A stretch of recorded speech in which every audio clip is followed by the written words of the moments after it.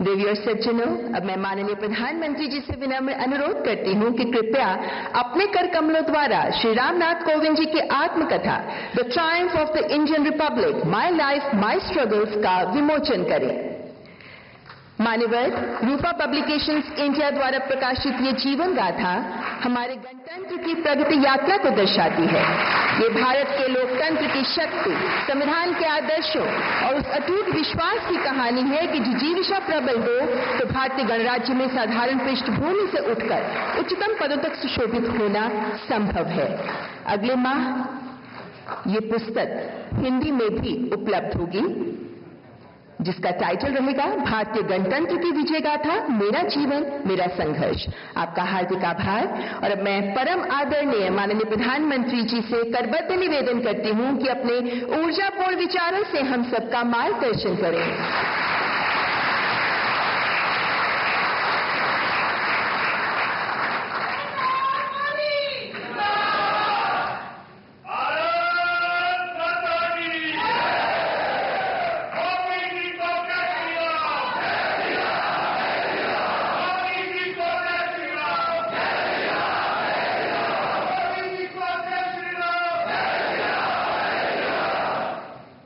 हमारे पूर्व राष्ट्रपति श्रीमान रामनाथ कोविंद जी, लोकसभा के अध्यक्ष आदरणीय ओम बिरला जी, श्रीमती सविता कोविंद जी, सभागृह में सभी वरिष्ठ जन बैठे हैं, सबका उल्लेख नहीं कर पाऊंगा, लेकिन मेरे लिए बहुत आनंद है कि एक पारिवारिक कार्यक्रम लग रहा है।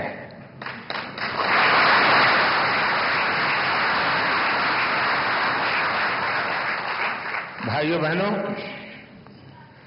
आज हमें श्री रामनाथ कोविंद जी की आत्मकथा के विमोचन का अवसर मिला है। मुझे खुशी है कि मुझे भी इस कार्यक्रम का हिस्सा बनने का सौभाग्य मिला है। कोविंद जी से मेरा बहुत लंबा परिचय रहा है। उन्हें करीब से जानने का भी अवसर मिला है और राष्ट्रपति के रूप में उनका मार्गदर्शन और इस सब के साथ साथ उनका मेरे प्रति विशेष स्नेह, उनकी आत्मीयता, ये मेरी बहुत बड़ी पूंजी रही है।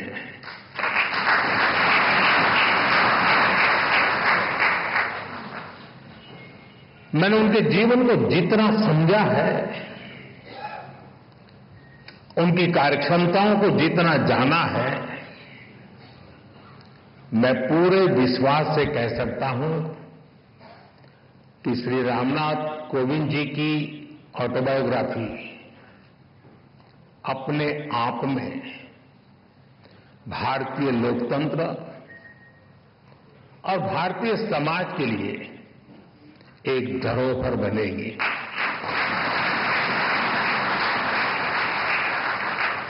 कोविंद जी की जीवन यात्रा, समाज और राष्ट्र के लिए उनका योगदान, ऐसा कितना कुछ है जिसके बारे में मैं विस्तार से बात कर सकता हूं, लेकिन बुक रिलीज में केवल कर्टन रेजर ही होना चाहिए। आप सब किताब का पूरा लाभ पढ़कर ही लें तो ही ज्यादा अच्छा है।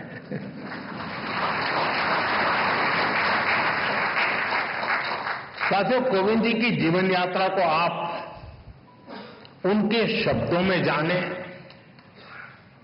उनकी लेखनी को, उनके अनुभवों को देश की नई पीढ़ी पढ़े। इससे हर किसी को काफी कुछ सीखने को मिलेगा। मैं रामनाथ कोविंद जी को इस आत्मकथा के लिए बहुत बहुत बधाई देता हूं। साथियों, कोविंद जी ने अपनी इस पुस्तक को बहुत ही सटीक नाम दिया है,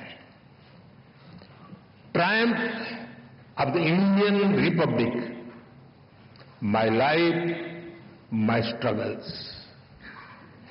कहने का भाव ये कि जीवन और जीवन के संघर्ष उनके व्यक्तिगत है, लेकिन उन संघर्षों के परिणाम स्वरूप मिली जीत भारत के गणतंत्र की है,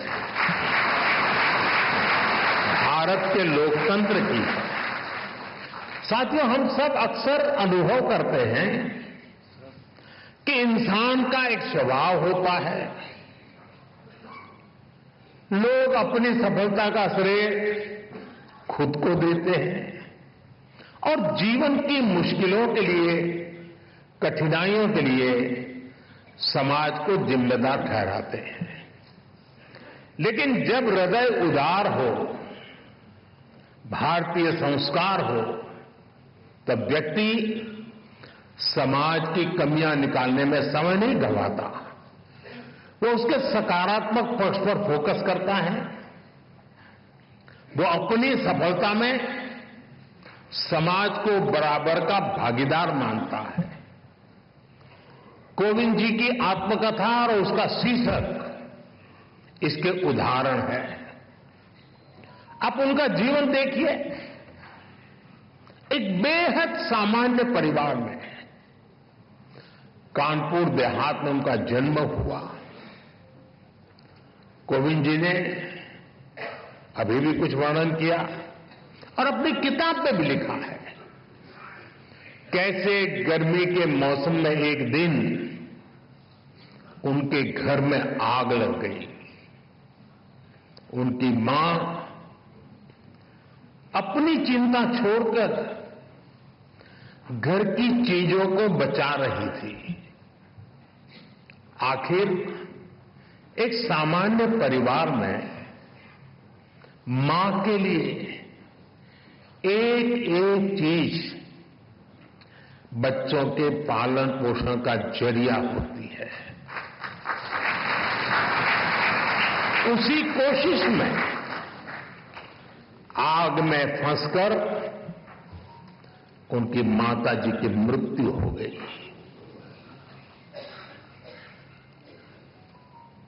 आप कल्पना कर सकते हैं, छोटी सी उम्र में मैं इस तरह की घटना, मां को इस तरह खो देना, ये कितना दर्दनाक रहा होगा। मैं तो भाग्यशाली रहा हूं। मेरी मां 100 साल से भी अधिक जीवित रही और मुझे आशीर्वाद देती रही। उसके बावजूद भी आज भी मैं मां की कमी महसूस करता हूं। साथियों, उनके जीवन का एक ऐसा दर्दनाक घटनाक्रम था, कोई भी इसे टूट सकता था। लेकिन कोविंद जी को उन मुश्किलों ने मजबूत किया। पड़ोस की एक मां पोषण में मदद की। इसे उन्होंने समाज की एकता और सौहार्द की ताकत को समझा। इस घटना के बाद कोविंद जी के जीवन में उनके पिता की भूमिका और बड़ी हो गई और जिस तरह से उन्होंने अपने परिवार को संभाला,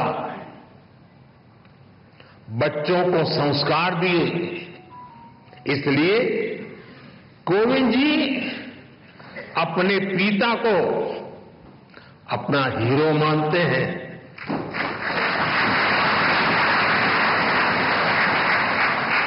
साथियों, बचपन के इन संघर्षों के बीच कोविंद जी ने शिक्षा को अपने सामर्थ्य को बढ़ाने का मार्ग बनाया। उन्होंने मेहनत की, उन्होंने संसाधनों की कमी को कमजोर नहीं बनने दिया और एक ऐसे मुकाम तक पहुंचे जिसकी कल्पना भी तब लोगों ने नहीं की होगी। वो भारत जैसे विशाल देश के राष्ट्रपति बने। साथियों, इतने बड़े पद पर पहुंचने के बाद भी कोविंद जी का विनम्र व्यक्तित्व, उनकी सादगी ऐसे ही कायम रही। मुझे याद है, प्रधानमंत्री के तौर पर मैं राष्ट्रपति भवन में उनसे मिलने जाता था। प्रोटोकॉल के हिसाब से जो बातें नहीं हो सकती हैं, वो बातें वो करते थे।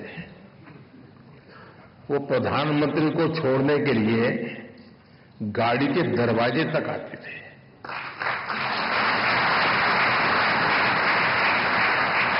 मैं शुरू में उनको प्रार्थना करता रहता था, प्लीज आप ऐसा मत कीजिए, लेकिन उन्होंने जीवन के आखिर तक अपनी उस विनम्रता को भी छोड़ा नहीं।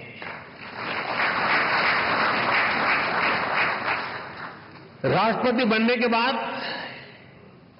जब अपने गांव परौंठ गए तो उन्होंने वहां अपने गुरुओं के पैर छूकर उन्हें प्रणाम किया।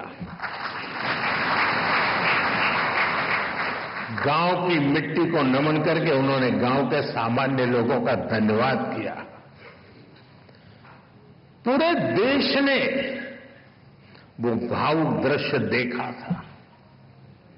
उनके इस आचरण ने दुनिया के सामने भारत के संस्कारों की ऐसी तस्वीर सामने रखी जिस पर हर भारतवासी गर्व करता है। साथियों, गुलामी के सैकड़ों साल में हमारे देश ने आर्थिक और सामाजिक रूप से बहुत कुछ खोया था। हमारे पूर्वजों ने सदियों तक संघर्ष किया। महात्मा गांधी, बाबा साहब आंबेडकर, ज्योतिबा फूले, सावित्रीबाई फूले, ऐसी कितनी ही महान विभूतियों ने भारत के नवनिर्माण का सपना देखा था। एक ऐसा भारत जहां गरीब से गरीब, वंचित से वंचित को शिखर तक पहुंचने का अवसर मिल सके। कोविंद जी जैसे व्यक्तित्वों ने अपने श्रम और काबिलियत से केवल खुद का जीवन ही बदला, इतना नहीं है, उन्होंने सदियों के उन स्वप्न को, उस विजन को भी साकार करने में अपनी अहम भूमिका निभाई है। और इस दिशा में हम सबके प्रयास अभी भी जारी है। हमें भविष्य में कोविंद जी जैसे अनेकों युवा चाहिए जो परेशानियों से परास्त न हो, जो मुश्किलों से मायूस न हो, बल्कि अपनी मेहनत से हर मंजिल को आसान बनाने का हौसला रखे। इसी बदलाव से सशक्त भारत के निर्माण का संकल्प पूरा होगा। यहीं से आत्मनिर्भर और विकसित भारत का रास्ता बनेगा। साथियों, ऐसे युवा शक्ति के निर्माण के लिए जो प्रेरणा चाहिए,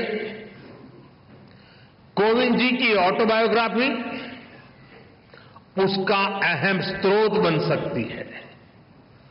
साथियों, कोविंद जी ने अपने जीवन में मोरारजी भाई देसाई के साथ अनुभवों के बारे में भी इसमें विस्तार से बताया है। कोविंद जी के भीतर देश सेवा की जो भावना थी, मोरारजी भाई के साथ काम करके उन्होंने जो सीखने को मिला, जो रास्ता मिला, कोविंद जी ने राजनीति और समाज सेवा को अपना मार्ग बनाया। वो अपने कर्तव्यों के लिए समर्पित रहे। सेवा को उन्होंने अपना लक्ष्य बनाकर काम किया। संसद में उनका कार्यकाल गवाह है। राज्यपाल के रूप में भी उन्होंने एक उदाहरण प्रस्तुत किया। राष्ट्रपति के रूप में भी हमें उनकी यही कर्तव्य निष्ठा दिखाई देती रही। यहां तक कि राष्ट्रपति जैसे सर्वोच्च पद से सेवा मुक्त होने के बाद भी उन्होंने विश्राम नहीं लिया है। वो अभी भी एक देश एक चुनाव, वन नेशन वन इलेक्शन जैसे महत्वपूर्ण विषय पर काम कर रहे हैं, देश को जगा रहे हैं।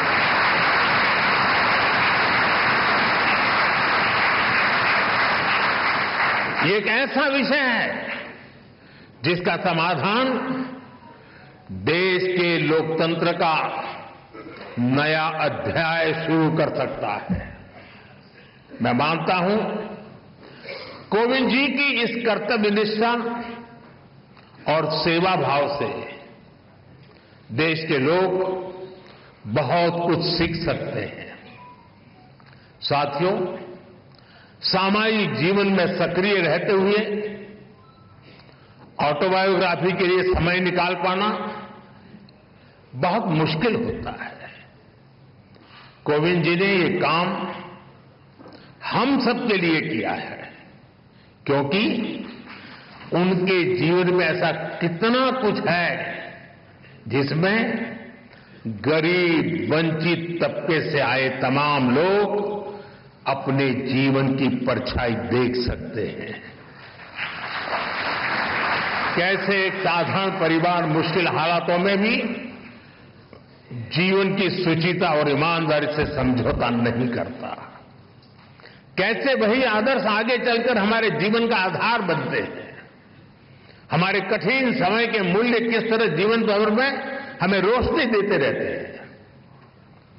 कैसे इस पवित्रता से हमें राष्ट्र सेवा की शक्ति मिलती है।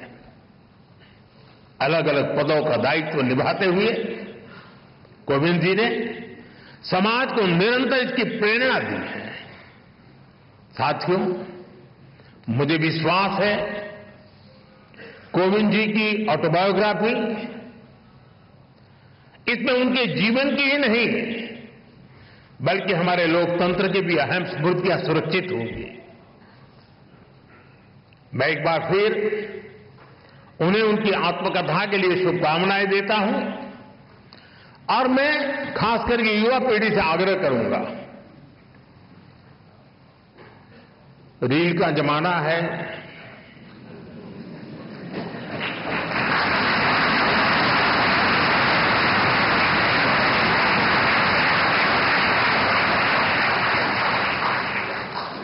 सोशल मीडिया में इन्फ्लुएंसर आपको खींच के कहीं कहीं ले जाते हैं। इस शॉर्टकट के युग में भी एक बात हम जरूर याद रखें, रेलवे स्टेशन पे लिखा हुआ होता है। कुछ लोगों को पटरी पर कूद करके जाने की आदत होती, ब्रिज पर नहीं जाते, तो वहां लिखा होता है shortcut will cut you short.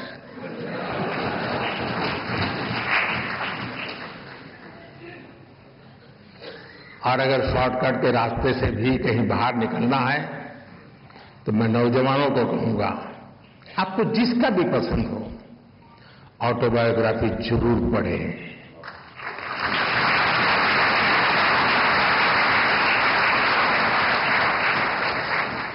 Autobiography उस कालखंड की इतिहास की घटनाओं को अलग तरीके से समझने का अवसर देती है।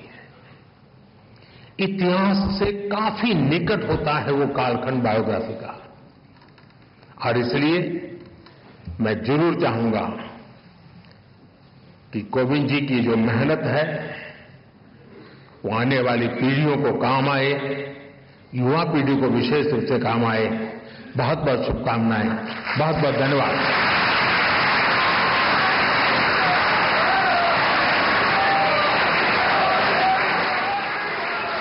माननीय प्रधानमंत्री जी, आपके उत्प्रेरक विचारों के लिए हार्दिक आभार। इस पावन एवं गरिमामय अवसर पर मैं माननीय लोकसभा अध्यक्ष श्री ओम बिरला जी, परम आदरणीय पूर्व राष्ट्रपति श्री रामनाथ कोविंद जी तथा माननीय पूर्व प्रथम महिला श्रीमती सविता कोविंद जी के प्रति भी हार्दिक कृतज्ञता व्यक्त करती हूँ। ये आत्मकथा और इस